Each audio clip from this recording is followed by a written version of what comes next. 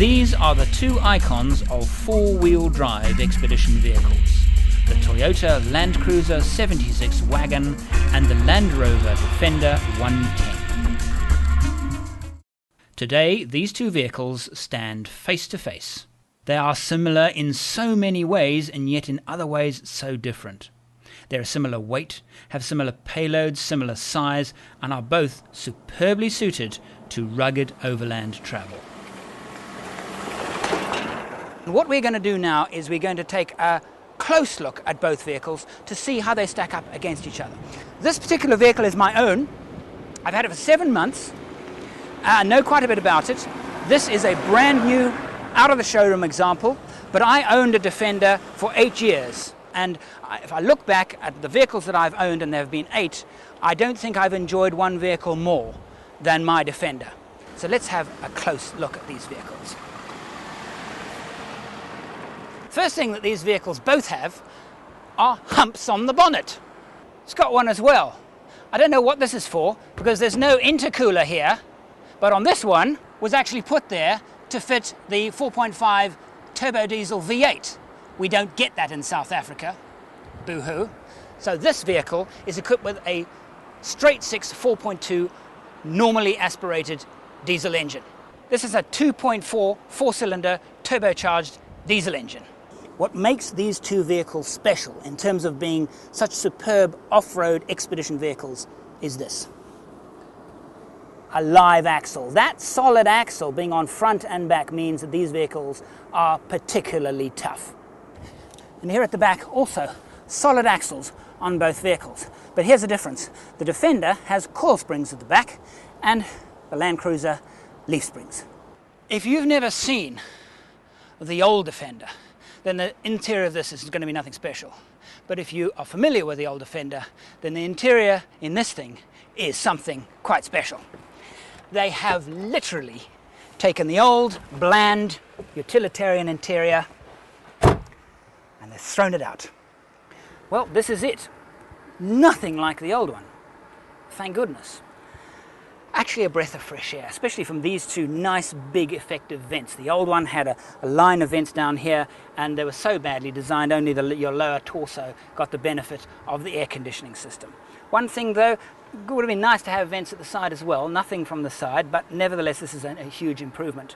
Nice solid switches. This comes out of Discovery 3. Looks a bit incongruous in such a utilitarian vehicle. And at first, I didn't like it at all, but actually, it is actually very, very nice and very, very functional. But we've lost something. The old Defender was nothing like the old Defender. There were latches here, deep, and just underneath the windscreen. You could pull them open and you would get this beautiful over bonnet air blasting you straight in the face. It was absolutely magic. They've had to remove those because this dashboard is much heavier, bigger, higher. They could not possibly incorporate those into the design. So that's a bit of a loss. Not a serious one, but a loss nevertheless. Now for the Land Cruiser's dashboard. They've been putting this dash in pickups since the early 80s, and they have not changed it one iota. But nevertheless, very, very practical dashboard. Good ventilation. This particular vehicle has a factory-built air conditioner, much better than the previous aftermarket air conditioners that were put into these vehicles. And so, plain but functional. The center cubby hole, not terribly useful, bit small and useless as an armrest. Far, far, far too low. This vehicle has no armrests at all, which is a disappointment. Land Rover seating has never been one of its great points, still not really. They're very firm, they're reasonably comfortable. This is one of the things that I do not like about the Defender, never have, and I haven't changed the design. Has electric windows in the front, which is nice, but wind-up ones in the back. But look at this. I've got to do this. I've got to stoop quite low to see out of the window. It's really not comfortable at all, and backseat passengers complain about this. Let's have a look at the difference.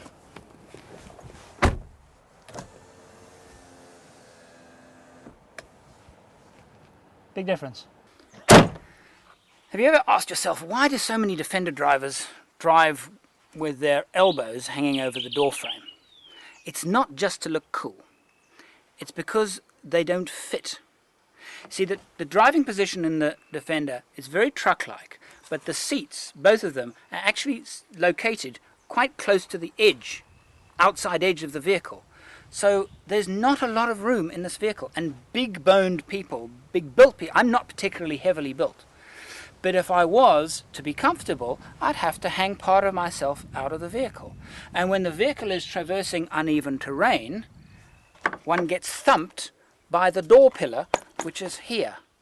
So big-built people generally don't find the Defender a comfortable ride.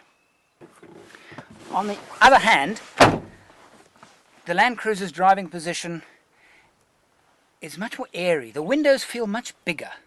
I don't have this great big B pillar here. It's way back. If I bend my elbow about the same as I did in the Land Rover, it doesn't even reach the window, because the seats are far closer to the center of the vehicle. The center console, cubbyhole, is far smaller in this vehicle. That's the penalty. But the driving position feel, I far prefer this vehicle. Now the back seats are a vast improvement with the Defender. Now 3 individual bucket seats that look really nice. Let's try out the middle one.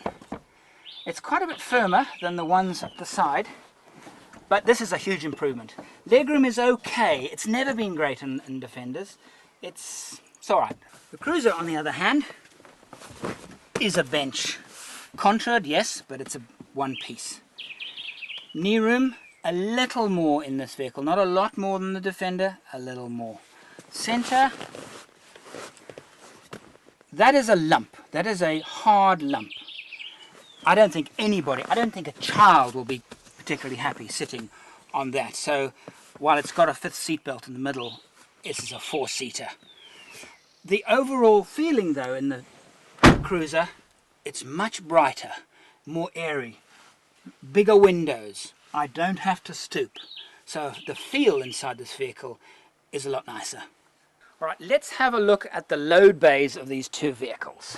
The Defender has a bit of a weakness here because of this here, and the door that doesn't go back very far because of the wheel that's mounted on the door.